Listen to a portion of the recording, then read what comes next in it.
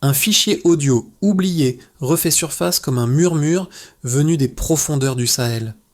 Il révèle la confession d'un homme âgé, capté par les services secrets, qui avoue la planification d'un assassinat d'un chef d'État pour des intérêts étrangers. Ibrahim Traoré se retrouve au cœur de cette affaire où sa survie devient une transaction politique. Ce n'est pas seulement un complot, mais une question cruciale qui s'ouvre.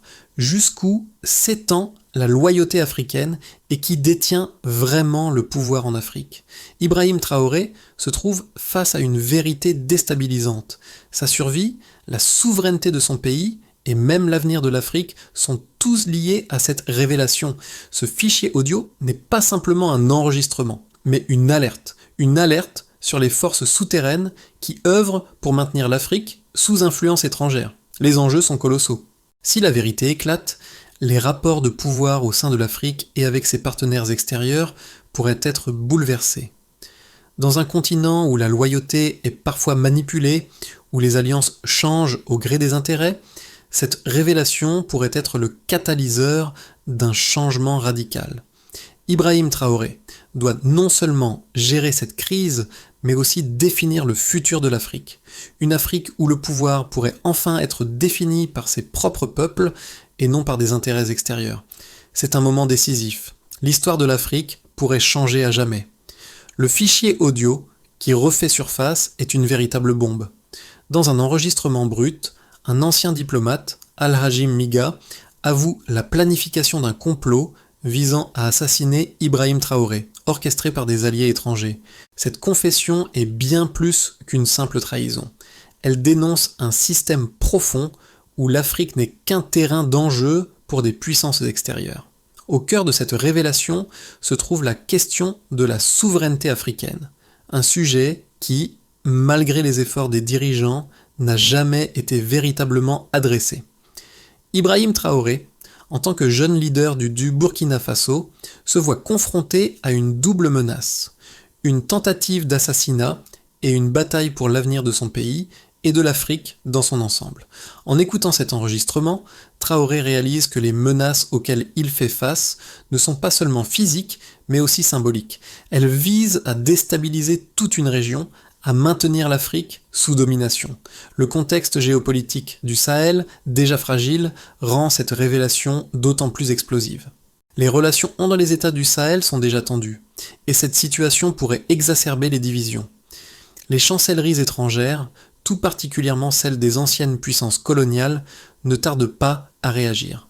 Mais ce qui semble être une crise interne au Burkina Faso pourrait rapidement devenir un incident régional, voire international. Les ramifications de ce complot sont vastes, traversant les frontières de plusieurs pays africains et touchant potentiellement des intérêts globaux. Ibrahim Traoré se retrouve face à un dilemme de taille. Comment gérer cette crise sans tomber dans le piège de l'isolement? Comment préserver la souveraineté du Burkina Faso tout en naviguant dans un océan d'intérêts étrangers? Le combat qu'il mène ne concerne plus seulement sa propre sécurité, mais l'avenir de l'Afrique elle-même. Ibrahim Traoré, un homme jeune mais déterminé, se retrouve désormais à la tête d'une bataille bien plus grande que sa propre survie. Ce n'est pas seulement un complot visant à l'éliminer, mais une guerre invisible pour l'avenir de l'Afrique, et plus particulièrement du Burkina Faso.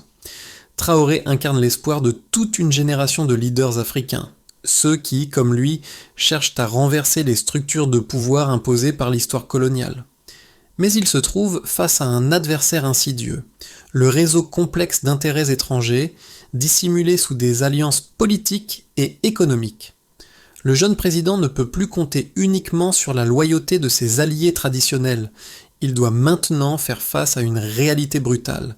La géopolitique de l'Afrique est en jeu et sa position en tant que leader sera jugée par ses décisions dans les jours à venir. Le rôle de Traoré dans cette crise ne se limite pas à gérer la menace immédiate. Il doit aussi s'assurer que la vérité éclate, tout en préservant l'unité de son peuple.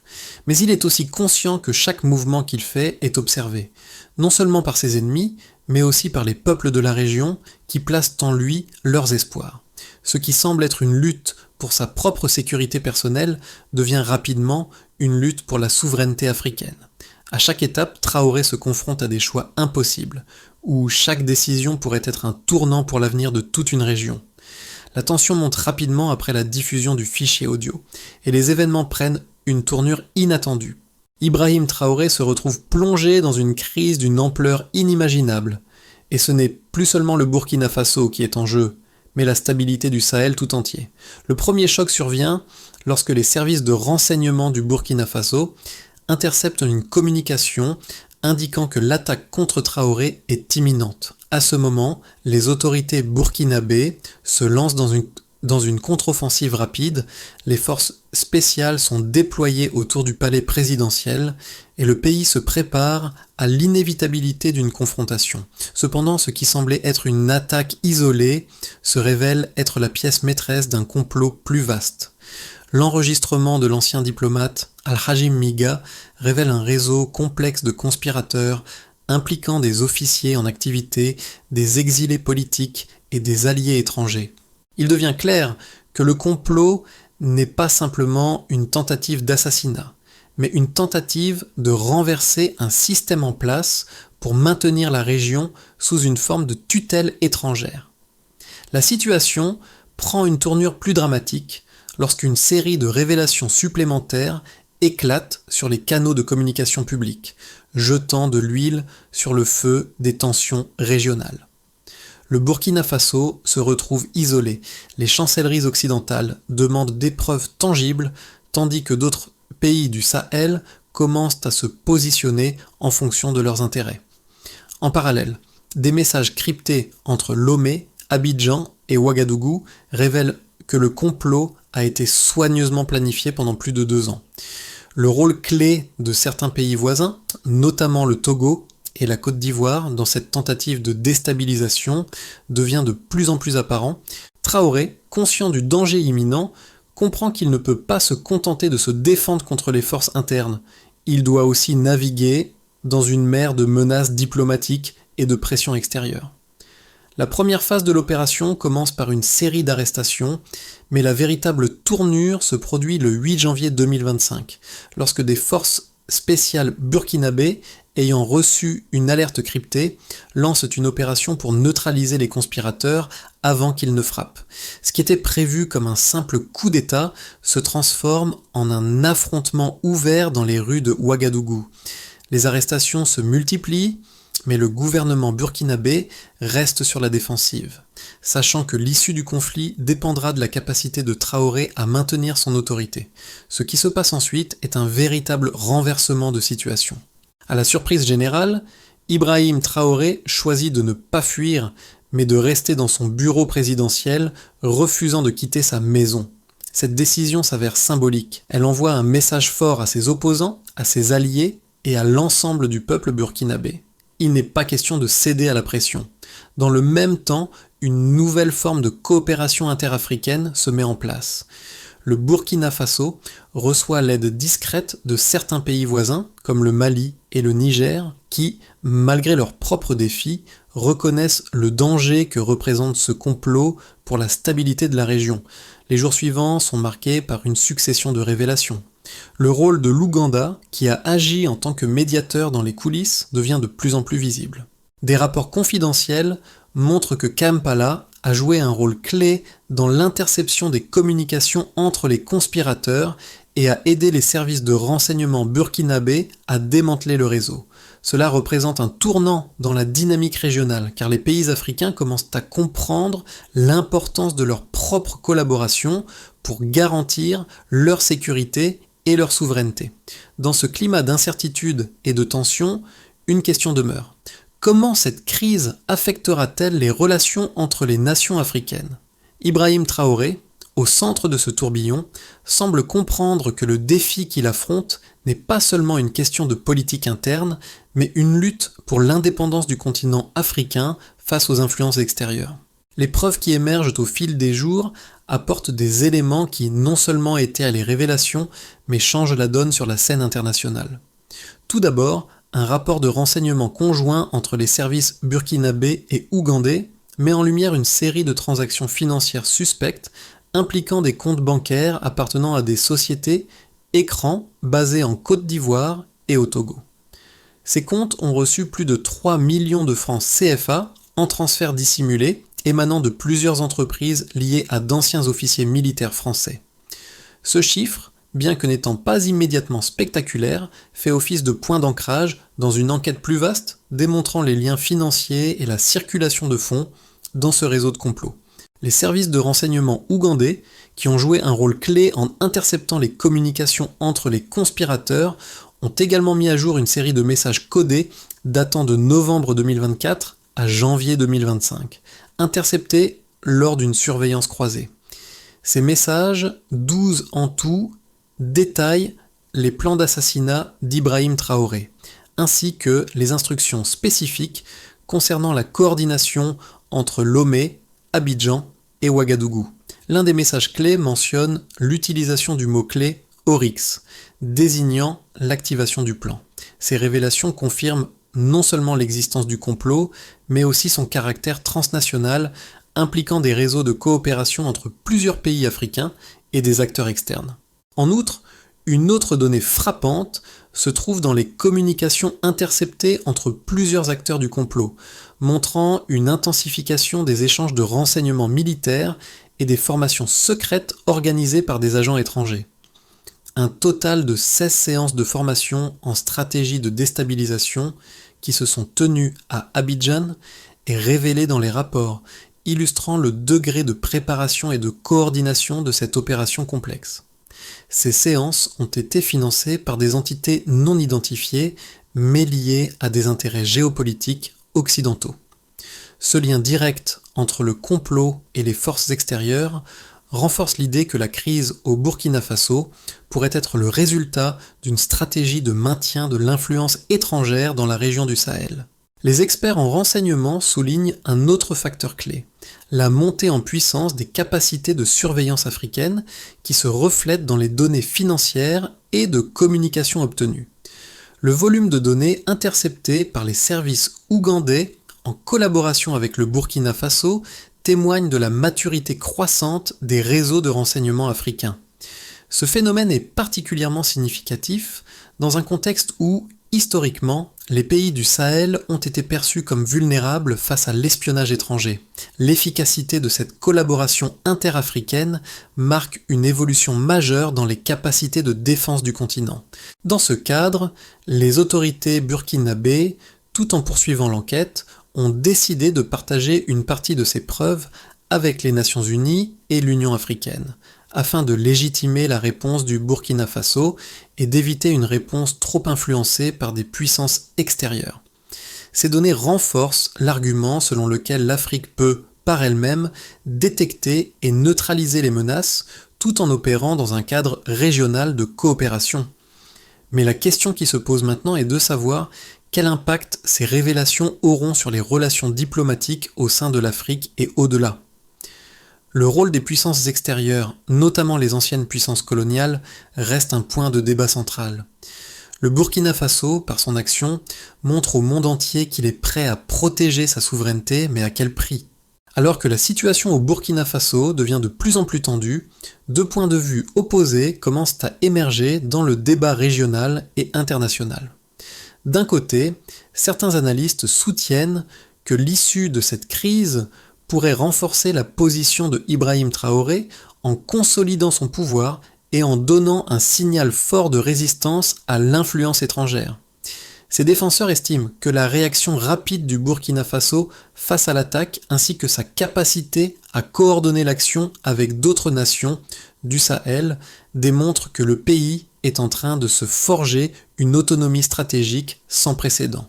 Dans cette optique, la crise ne fait que révéler la volonté de Traoré de libérer l'Afrique de la tutelle des anciennes puissances coloniales, tout en plaçant les nations africaines dans une dynamique de coopération sécuritaire régionale. En prenant le contrôle de la situation, il montre que la souveraineté du Burkina Faso et de l'ensemble du Sahel repose désormais sur ses propres institutions, et non sur l'intervention de puissances extérieures. Cependant, l'autre camp fait valoir que cette posture de résistance pourrait avoir des conséquences dramatiques à long terme. Selon ces analystes, les répercussions diplomatiques de l'affaire, notamment avec des acteurs clés comme la France et d'autres puissances occidentales, pourraient affaiblir davantage la position du Burkina Faso sur la scène internationale. Cette réaction nationale forte pourrait isoler le pays et rendre difficile toute forme de coopération future avec les puissances économiques et militaires mondiales. L'isolement diplomatique pourrait à terme nuire à la capacité de Traoré à obtenir le soutien économique nécessaire pour ses réformes, notamment dans les domaines de la sécurité et de l'énergie, deux secteurs cruciaux pour la stabilité à long terme du pays. De plus, certains experts estiment que la mise en lumière de ces relations secrètes avec des puissances étrangères pourrait également avoir des effets collatéraux négatifs, non seulement pour la diplomatie burkinabé, mais pour l'ensemble du Sahel. Le défi pour Ibrahim Traoré consiste donc à naviguer entre ces deux visions opposées. D'une part, il doit démontrer sa fermeté face aux menaces extérieures et intérieures pour maintenir sa légitimité auprès de son peuple. D'autre part, il doit éviter de se retrouver dans une situation où la quête de souveraineté devient un obstacle pour le développement de son pays. La situation est d'autant plus complexe que la crise actuelle ne se limite pas à un simple affrontement interne, mais s'étend à toute une région du Sahel où les équilibres géopolitiques sont en pleine mutation. Ce dilemme souligne l'équilibre délicat que doit maintenir Ibrahim Traoré pour protéger à la fois les intérêts nationaux de son pays et son positionnement stratégique sur la scène mondiale. Le succès ou l'échec de cette stratégie déterminera non seulement l'avenir du Burkina Faso, mais aussi celui de l'ensemble du Sahel dans les années à venir. Le tournant de cette crise survient au moment où une nouvelle révélation éclate, bouleversant le cours des événements. Un document secret, longtemps caché, est dévoilé. Il contient des détails alarmants sur les liens entre certains des conspirateurs et des puissances extérieures, dont la France, qui ont longtemps exercé une influence sur la politique de la région. Le rapport, dont une partie a été diffusée par les médias, révèle que plusieurs responsables militaires burkinabés étaient en communication directe avec des agents étrangers, et ce, bien avant le début de la crise. Ce document, loin d'être un simple détail dans une affaire complexe, est un révélateur essentiel du rôle des forces externes dans le complot visant Ibrahim Traoré. Cette révélation marque un point de rupture. Elle incite non seulement les autorités burkinabées à renforcer leur position face à ces menaces externes, mais elle pousse aussi la communauté internationale à remettre en question ses propres alliances et stratégies en Afrique. Ibrahim Traoré, désormais plus que jamais au centre de cette tourmente, doit naviguer entre les intérêts contradictoires de son pays, de ses alliés africains et des puissances extérieures. Le monde regarde. Il est à la fois un symbole de résistance et un acteur clé dans la redéfinition des rapports de force en Afrique. La révélation de l'implication des puissances extérieures et des anciens alliés dans le complot contre Ibrahim Traoré transforme cette crise en un tournant majeur pour l'Afrique. Les répercussions de ces événements se font sentir à plusieurs niveaux, bouleversant non seulement les relations entre le Burkina Faso et ses voisins, mais aussi les dynamiques géopolitiques du Sahel et au-delà. D'abord, au niveau national, la situation génère une onde de choc dans la population burkinabé. Si une partie de la population voit en Traoré un héros national, une figure de résistance contre l'ingérence étrangère, d'autres restent sceptiques face à cette crise. La révélation des liens avec des puissances extérieures remet en question la place du Burkina Faso sur la scène internationale et soulève la question de la véritable autonomie du pays. La tension monte à l'intérieur du pays, entre ceux qui veulent résister coûte que coûte et ceux qui appellent à la réconciliation et à un retour à la stabilité. Au niveau régional, cette crise entraîne une fracture dans les relations diplomatiques. Le Burkina Faso, qui avait déjà vu ses relations avec des puissances occidentales se dégrader, se retrouve désormais dans une situation de quasi-isolation. Les pays voisins, notamment le Mali et le Niger, qui partagent une vision similaire de la souveraineté africaine, soutiennent ouvertement Traoré, mais cette solidarité régionale est loin de faire l'unanimité. D'autres nations du Sahel, plus prudentes, cherchent à éviter toute confrontation directe avec les puissances étrangères impliquées dans cette affaire, tout en naviguant dans les eaux troubles de la diplomatie interafricaine. Sur le plan international, les implications sont profondes. La France, accusée par certains de soutenir indirectement des acteurs opposés à Traoré, se retrouvent sous pression. Le gouvernement burkinabé et d'autres pays africains remettent en question la légitimité des anciens rapports coloniaux et les mécanismes de contrôle exercés par les puissances européennes. Cependant, au-delà des critiques, cette situation offre aussi une occasion unique de réexaminer les relations entre l'Afrique et ses partenaires internationaux. L'Afrique commence à se redéfinir non plus comme une terre d'exploitation, mais comme un acteur central dans les affaires mondiales. Le véritable impact de cette crise réside dans la manière dont elle redessine la géopolitique du Sahel. Ibrahim Traoré, en se positionnant en défenseur de la souveraineté de son pays et de son continent, amorce une dynamique de changement qui pourrait affecter les futures alliances politiques et économiques de la région. Si le Burkina Faso réussit à surmonter cette épreuve, il pourrait bien devenir un modèle pour d'autres nations du Sahel et de toute l'Afrique, prouvant qu'il est possible de résister aux pressions extérieures et de forger un avenir souverain et indépendant. Mais pour ce faire, il doit naviguer avec prudence, renforçant ses alliances avec ses voisins et gérant soigneusement ses relations avec les puissances mondiales. Cette situation ouvre la voie à une redéfinition des rapports de force en Afrique, où la souveraineté nationale pourrait enfin primer sur les intérêts étrangers. Toutefois, cette évolution pourrait aussi mener à une confrontation plus directe avec les anciennes puissances coloniales, dont l'influence a longtemps dominé le continent. La question reste ouverte, l'Afrique est-elle prête à payer le prix de cette indépendance durement acquise ? L'avenir du Burkina Faso et du Sahel dans son ensemble repose désormais sur 3 scénarios possibles, chacun avec ses propres risques et opportunités.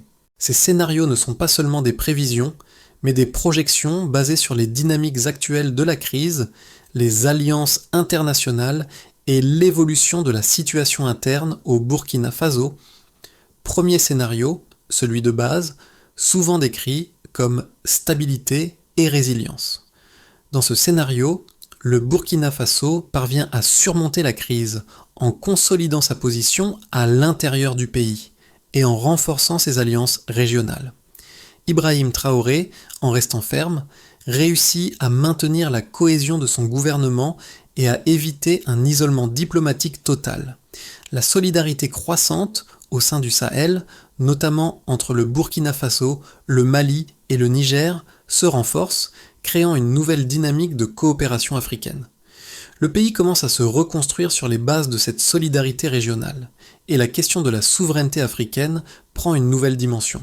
L'implication des puissances étrangères, bien que toujours présente, devient moins influente face à la montée en puissance de l'Afrique comme acteur géopolitique. Ce scénario permet au Burkina Faso de maintenir une stabilité relative, même si des tensions avec l'Occident persistent. Il pourrait également aboutir à une réorientation vers des alliances économiques avec des pays comme la Russie, ce qui renforcerait l'indépendance économique du pays. Deuxième scénario, le plus optimiste, présenté comme ascension régionale et influence accrue. Dans un scénario optimiste, la crise devient un catalyseur pour l'intégration du Burkina Faso dans un projet panafricain de souveraineté partagée. La coopération interafricaine se renforce au-delà du Sahel et d'autres nations africaines rejoignent les efforts du Burkina Faso pour rétablir une indépendance véritablement collective.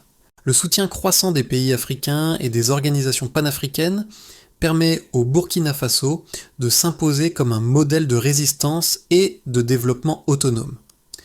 L'impact de la crise se fait sentir positivement dans la région et Ibrahim Traoré devient une figure emblématique du renouveau africain.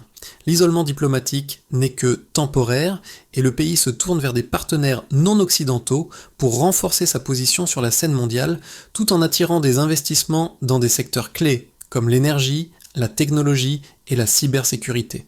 Troisième scénario, le plus pessimiste, résumé par isolement et tensions internes croissantes. Le scénario pessimiste envisage une situation où les tensions internes et régionales deviennent ingérables. L'isolement diplomatique du Burkina Faso se renforce, non seulement en raison de la pression internationale, mais aussi en raison des divisions internes croissantes. La gestion de la crise par Ibrahim Traoré pourrait être perçue comme trop radicale par certains segments de la population, entraînant des tensions politiques et sociales. L'incapacité à concilier les différentes factions du pays pourrait mener à une instabilité prolongée avec des risques de révolte populaire ou de division au sein de l'armée. L'Afrique, en l'absence d'une solidarité régionale forte, pourrait se retrouver à la merci de nouvelles ingérences extérieures, rendant la souveraineté du Burkina Faso et du Sahel plus fragile. Dans ce cas, l'avenir de la région serait marqué par une instabilité accrue et un renforcement des influences étrangères, notamment des anciennes puissances coloniales qui cherchent à reprendre le contrôle des ressources stratégiques. Le futur du Burkina Faso et du Sahel dépendra donc de la manière dont Ibrahim Traoré et ses alliés réussiront à naviguer dans ces trois scénarios avec des choix déterminants à faire en matière de diplomatie, de gouvernance et de souveraineté. La crise qui secoue le Burkina Faso ne concerne pas uniquement les dirigeants, les diplomates ou les services de renseignement, mais chaque citoyen, chaque individu qui se reconnaît dans cette lutte pour la souveraineté et la dignité africaine.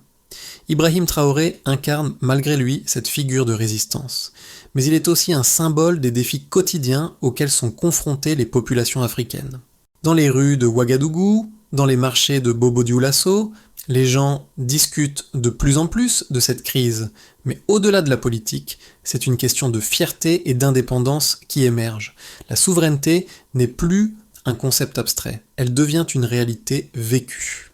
Cette situation frappe particulièrement les jeunes générations, qui voient en Ibrahim Traoré non seulement un leader politique, mais aussi un porte-voix de leurs aspirations à un avenir plus libre et plus juste. Beaucoup d'entre eux n'ont jamais connu une Afrique pleinement souveraine, libre des influences extérieures. Pour ces jeunes, l'engagement de Traoré est un appel à l'action, un exemple de ce qu'il est possible de réaliser lorsqu'on refuse de se soumettre à des forces extérieures. Ce discours sur la souveraineté devient un moteur de transformation sociale. Et l'idée qu'une Afrique souveraine résonne profondément dans le cœur de ceux qui croient en un avenir meilleur pour leur continent. Mais cette crise soulève également des questions sur le rôle des citoyens dans la politique de leur pays. La société burkinabé, face à cette crise, doit prendre conscience qu'elle n'est pas simplement spectatrice, mais actrice de son propre destin. C'est cette prise de conscience collective qui pourrait déterminer le futur du Burkina Faso. Les répercussions de cette crise ne sont pas seulement politiques, elles sont sociales et culturelles. Elles touchent la conscience collective du peuple africain, et en particulier celle des jeunes qui aspirent enfin à une Afrique différente. Face à cette crise profonde, Ibrahim Traoré et son gouvernement doivent mettre en place une stratégie en plusieurs étapes pour rétablir la stabilité et assurer un avenir durable pour le Burkina Faso. Le défi est immense, mais plusieurs solutions sont possibles, basées sur les leçons tirées de cette épreuve et sur la solidarité régionale. D'abord, il s'agit de renforcer les institutions nationales et à instaurer une gouvernance inclusive. Traoré doit assurer un dialogue constant avec les différentes factions politiques et sociales pour éviter toute polarisation excessive. Cela pourrait passer par la mise en place d'un dialogue national, impliquant les partis d'opposition et la société civile, afin de jeter les bases d'un avenir commun, loin des divisions internes qui ont conduit à cette crise. Ensuite, il devient crucial de poursuivre le développement des infrastructures de défense et de renseignement africains. Le Burkina Faso, soutenu par ses alliés du Sahel, pourrait créer une cellule de coopération régionale pour lutter contre les menaces internes et externes, tout en garantissant la souveraineté numérique du pays.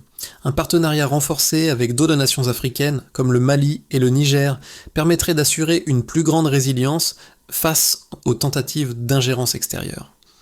Puis, une autre étape essentielle consiste à la mise en place d'une réforme économique axée sur la réduction de la dépendance aux puissances étrangères. En s'appuyant sur les ressources naturelles du pays et en encourageant l'industrialisation locale, le Burkina Faso pourrait se rapprocher de son objectif d'autosuffisance. De plus, la coopération avec des pays comme la Russie pour des projets énergétiques pourrait jouer un rôle clé dans cette transition. Enfin, il devient indispensable que le Burkina Faso renforce sa diplomatie régionale et internationale. L'Afrique doit rester unie face aux défis géopolitiques actuels, et Traoré doit être à l'avant-garde de cette initiative. Le pays doit mettre en place des stratégies de communication pour faire comprendre aux autres nations la nécessité d'une Afrique souveraine et indépendante.